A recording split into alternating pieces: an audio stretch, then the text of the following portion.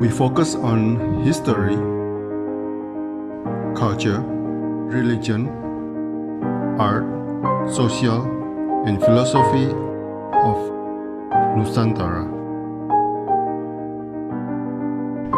Here, in the presence of Nusantara, we were made to be forgotten about the goodness of ourselves. Because negativity seems to be more interesting for us. Now, I'm Sutoyo Raharto and friends assist you to remind you, to awaken you that we still can find the gems of Nusantara. They are the great sights of Nusantara.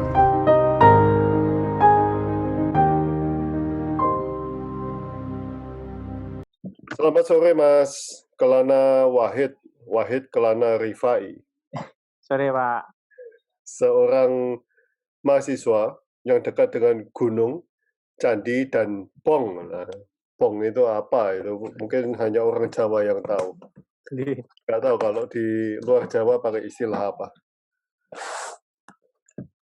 Oke. Mas Wahid, Gunung Candi Pong adalah tempat yang sering Anda ziarahi, Mas. Walaupun Anda bukan Chinese, tapi ziarah ke Pong. Ya. Apa yang Anda ingin atau telah temukan di sana, Mas? Silakan, mulai dari gunung, candi, Pong. Silakan. Satu-satu ya Pak ya berarti. Ye.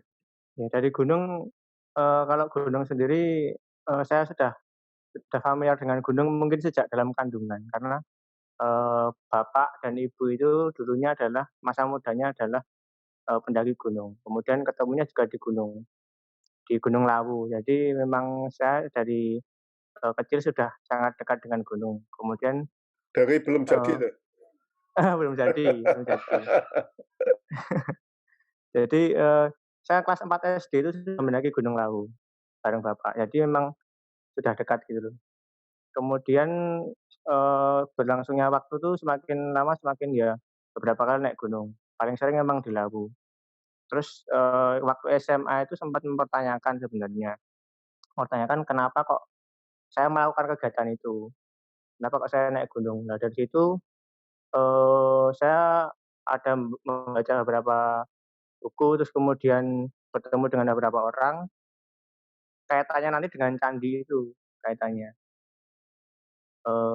Kalau di agama Hindu ataupun Buddha, gunung itu dianggap sebagai tempat tinggi, tempat bersemayamnya para dewa. Kemudian di Islam sendiri yang saya ketahui memang sosok ketuhanan itu digambarkan yang maha tinggi.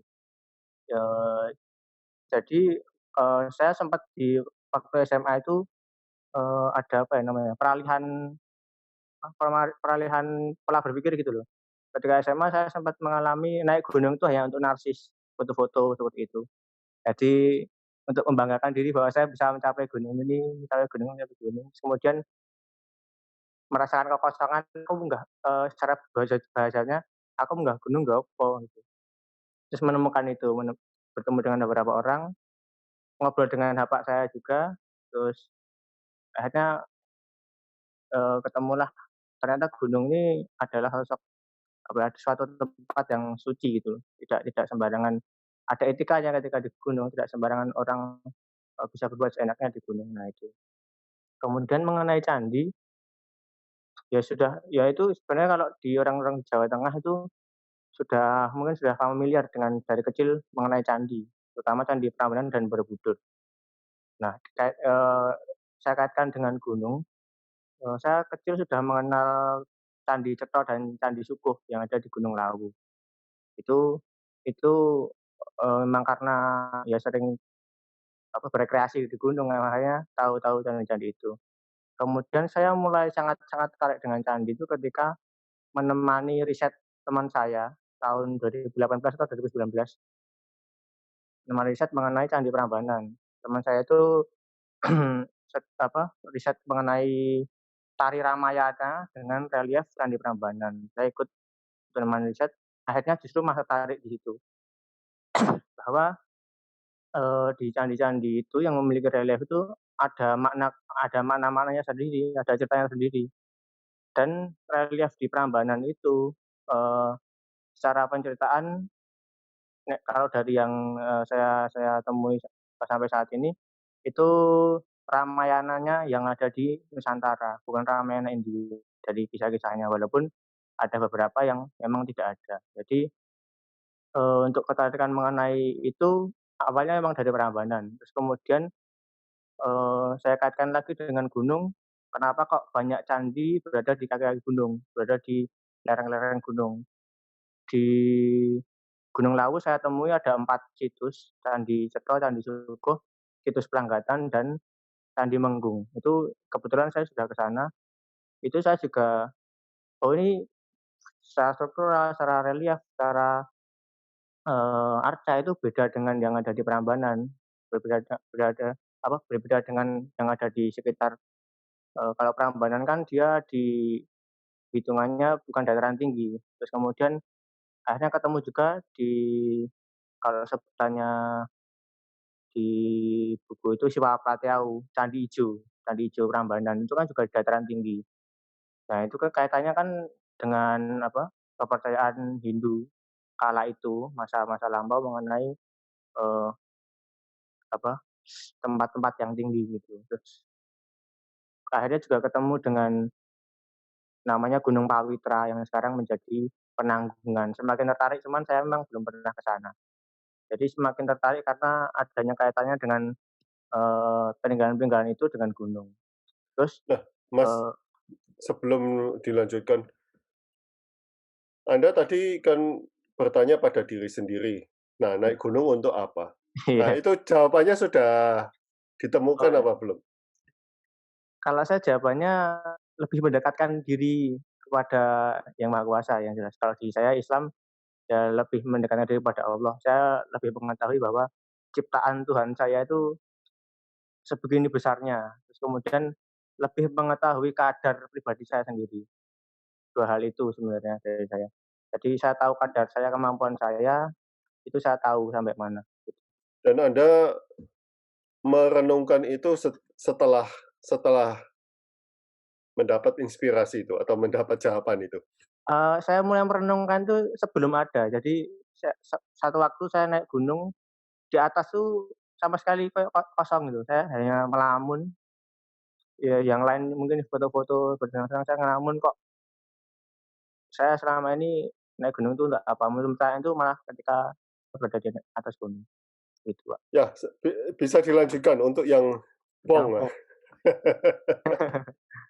Ya untuk Bong Bong itu juga sendiri gunung juga loh, Mas. iya Iya, makanya iya. itu, saya juga nggak tahu ya, semuanya ada kaitannya mungkin, semua ada kaitannya. Jadi untuk Bong itu, saya itu di kampung saya, di desa saya, di Surakarta, kota Surakarta itu di kelurahannya Mojosongo, di kampung Depekan itu diimpit Bong. Jadi di rumah saya, di sebelah selatannya itu ada Bong, di sebelah utaranya ada Bong. Sebelumnya Bong itu sebutan warga Jawa atau warga sekitar sini atau nggak tahu saya, Jawa mungkin ya, Semarang yang juga ngomongnya Bong kok. Bong juga ya. Ya, Jadi ya. mungkin masyarakat Jawa untuk sebutan pemakaman Tionghoa mungkin. Itu itu bahasa Mandarin yang logat Hokkien, logat Oh iya, Fujian, ya. Mhm. ya itu saya jadi memang di Imbit Bong, di selatan itu saya SD sudah didirikan pemukiman-pemukiman, ada yang mulai huni. Saya nggak tahu apakah izin dari ahli warisnya atau enggak, sedangkan yang di utara itu masih sampai sekarang. Terus, di Mojosongo juga ada terkenal kompleks pemakaman tuh Kuburan Mojo dan, eee, yang ketika saya telusuri, waktu saya kecil saya juga pernah ke sana, ada pagodanya. Jadi di tengah-tengah kompleks Bong itu ada pagoda. Ya itu sekarang masuk di kampus saya, masuk kompleks kampus saya karena didirikan kampus saya, Berarti gitu. kampus kampus isi itu dulu Bong itu? Iya, sepengetahuan saya, karena saya orang orang orang situ asli kelurahan itu, dan beberapa peninggalan Bong masih ada. Mungkin sekarang ada beberapa yang sudah karena dibangun gedung dan sebagainya. Nah dari situ kan, setelah saya telusur, saya sempat mendapat peta tahun 1932 atau 1936 itu dari Reksa Pustaka Mangkunegaran, kopiannya itu ternyata memang benar di sekitar UNS, sekitar ISI, di sekitar sekitar itu memang ada apa, kalau tandanya itu adalah kuburan Tionghoa, warga Cina kalau di keterangan petanya. Jadi memang ada di sana sangat sangat luas sekali kompleks pemakaman itu. Dan yang paling tinggi memang dinamakan Gunung Kendil. Gunung Kendil itu sekarang menjadi kampus 2 ISI Surakarta yang ada eh, apa pagoda, yang ada pagoda sekarang itu tempatnya di situ. Jadi ada kaitannya semua mengenai gunung mungkin gitu Pak. Wow, wow. Nah, Pong itu udah hilang semua, yang diisi juga udah hilang ya? Yang diisi tinggal saya masih menemui dua di sekitar pagoda itu masih ada dua, cuman memang yang satu sudah hancur, yang satu masih bentuknya masih kelihatan, cuman memang tidak tertutup tanah. Katanya di Nggak, UNS juga masih ada katanya. apanya? Di UNS katanya juga masih ada, tapi Oh, saya belum tahu. NS. Ya. Oke, oke. Masih dikunjungi keluarganya apa enggak, Dan? Sudah tidak. Saya dapat data itu terakhir dikunjungi 2012. Itu ada rekan wartawan Solo Pos yang sempat wawancara mengenai pagoda itu.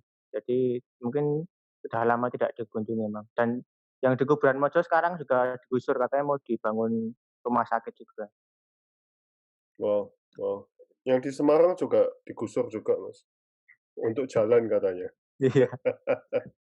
Saya nggak tahu, mungkin masih surat sertifikat Belanda, makanya bisa Ah ya digusur. benar. Ya, ya. Kalau Belanda masuk pemerintah sekarang. Mhm. Yang didirikan akan rubuh, yang diingat akan dilupa. Selagi memori masih ada, tidak salahkan jika sedikit mengenang perjalanan. Ya. Kenangan dalam perjalanan apa yang paling tidak bisa dilupakan, Mas Wahid? Silakan. Ya, ya kalau saya bisa katakan hampir semua ya Pak.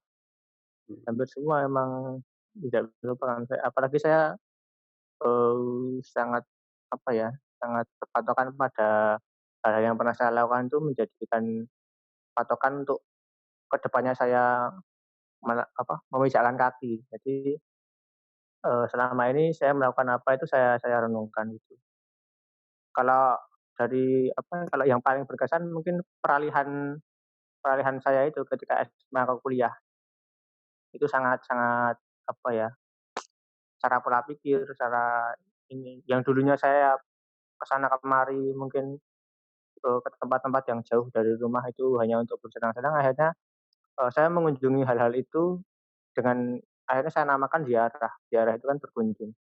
Jadi tapi tidak hanya sekedar berkunjung, ada satu hal yang bisa didapat gitu. Mungkin perjalanan peralihan saya antara yang tadinya hanya pemuda yang senang-senang tok, ke pemuda yang lebih mempelajari tempat-tempat yang dikunjungi. Mungkin itu yang berkesan juga. Dan itu terjadi di mana, Mas? Ya di Gunung Lawu itu?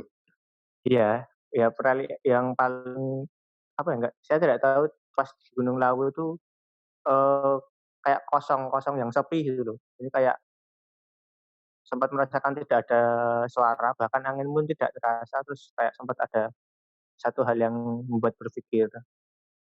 Mungkin saya melamun dalam waktu yang lama ketika di Gunung Lawu kala itu. Berapa hari, Mas? Enggak sampai sehari. Anda juga sering ke pesarian-pesarian. Ya. Apa sebenarnya pesarian itu? Menurut Anda yang Oh, sudah kunjungi, kan ya saya dengarkan dulu ceritanya. iya. Kalau keseharian sebenarnya saya tidak ada hal yang awalnya tidak ada hal spesial. Cuman memang dari kecil saya tidak tidak pernah takut ke kuburan atau seharian itu. Seharian kan Karena sudah terbiasa dengan bong. yang pertama itu, kemudian yang kedua memang didikan dari orang tua mungkin. Waktu kakek saya meninggal, saya kelas 6 SD itu, yang dulu kan belum ada HP belum belum ini ya, belum belum begitu banyak. Saya jalan dari rumah ke makam itu pukul 9 malam itu jalan sendiri untuk ngasih tahu yang gali kubur apakah sudah selesai belum, bolak-balik itu sendiri. Jadi dari kecil saya rasa tidak ada ketakutan terhadap pasaran atau makam itu. Terus saya mulai ada hal-hal yang saya rasa menarik di makam itu ketika saya KKN malahan.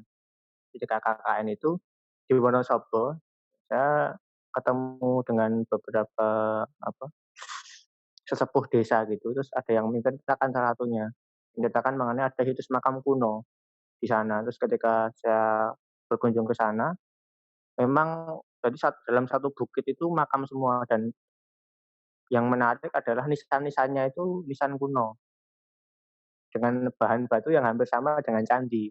Nah, sebelumnya saya sudah tertarik ke sana, tertarik ke eee, candi dan gunung.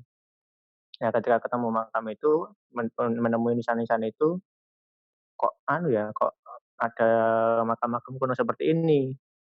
Nah, itu saya sempat ajukan ke mata kuliah riset kreatif, itu masuk dan diapresiasi oleh dosen, cuman memang belum saya lanjuti karena jauh. Nah, itu kebetulan juga ketika saya ke Solo, ketemu dengan salah seorang dosen yang menjadi narasumber saya. Terus, setelah acara itu saya diajak untuk menemani riset. Jadi dosen dosen sastra Jawa, dia mendapat naskah naskah Jawa mengenai, beberapa petilasan-petilasan yang ada di wilayah Solo. Nah, saya diajak untuk ikut. Nah, dari situ saya mulai menemui banyak hal itu, mulai ke sarian-sarian, terus ke petilasan-petilasan. Awalnya memang, dari saya menemani dosen itu, cuman tujuan lain saya, ke pasarian-pasarian itu adalah yang pertama untuk belajar. Belajar karena yang ada di sarian-sarian itu adalah tokoh-tokoh yang berpengaruh pada masanya, yang mungkin ada yang masih disakralkan oleh warga, ada yang masih diberikan sesuatu itu. Cuman saya tidak melakukan itu karena saya ke sana untuk belajar, sejarahnya. Jadi bagaimana tokoh itu hidup masa itu, kemudian juga untuk mengingat mengenai kematian, kalau Mas, saya. tapi kan ada tulisan nih kalau nggak salah Anda juga menulis bahwa apa benar di dalamnya ada mayatnya? Karena Ya, ya, karena apa, kata pesarian ini kan ambigu, Mas. iya benar. Ya, kalau menurut dosen Anda bagaimana? Atau menurut orang sana?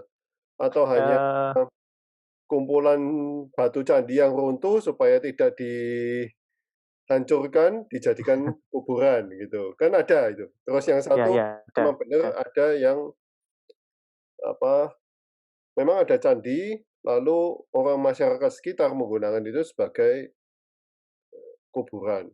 Ya, Iya. monggo silakan. Sebenarnya ada banyak, tidak pasti ya jawaban itu, karena tergantung situsnya. Kalau yang di KKN saya, yang di Dieng, itu Dieng itu marak sekali dengan yang namanya pencurian barang perbekalaan, tahu saya. Itu bahkan, ada kemarin saya sempat, membaca, jurnal Belanda. Bahkan ketika Belanda pun barang-barang itu dicuri oleh orang lokal sendiri untuk dijual. Jadi mungkin yang saya temui makam kuno di daerah Wonosobo itu memang dulunya adalah candi, karena ditemukan ada seperti gelang gelang logam, itu kemudian kemarin saya dihubungi oleh warga desa sana yang masih kontakan itu, ditemukan kepala arca dan fragmen kemuncak. Jadi ketika saya lihat, "Wah ini kok kemuncak?" Terus saya sharing-kan ke beberapa teman, memang itu peninggalan candi. Dan dari sisi geografis pun, bukitnya itu kan kalau candi itu kan dibangun di bukit di antara 2 sungai. Ya lokasinya sangat pas secara geografi. Cuman memang, saya pesan ke yang mengurusi di makam itu jangan sampai orang-orang yang mau menggali itu menggali makam itu. Karena ada beberapa warga di sana yang tertarik untuk, "Ah, ini digali ini ada harta karun dan sebagainya," karena ditemukan arca, ditemukan fragmen-fragmen candi itu. Terus kemudian kalau yang ada di Solo Raya itu memang ada yang memang itu makam asli, ada yang berupa, eee, petilasan, hanya petilasan. Itu kayak misal, kemarin saya ke namanya Makam Benowo. Benowo itu kan pangeran Raja Pajang ketiga. Itu kan kalau makamnya secara secara yang sudah familiar ada di Butuh Sragen, sedangkan kalau di sana kan mungkin hanya sebatas, dulu pernah singgah di sana, terus dia meninggalkan sesuatu, sesuatu itu dikubur, akhirnya menjadi satu tempat yang disakrakan. Itu juga ada kemarin di Sukoharjo itu, dari di tulisan tulisan apa, Serat Bahasa Jawa itu memang sudah disebutkan bahwa yang di sana yang dikuburkan itu hanya reh, reh itu darah.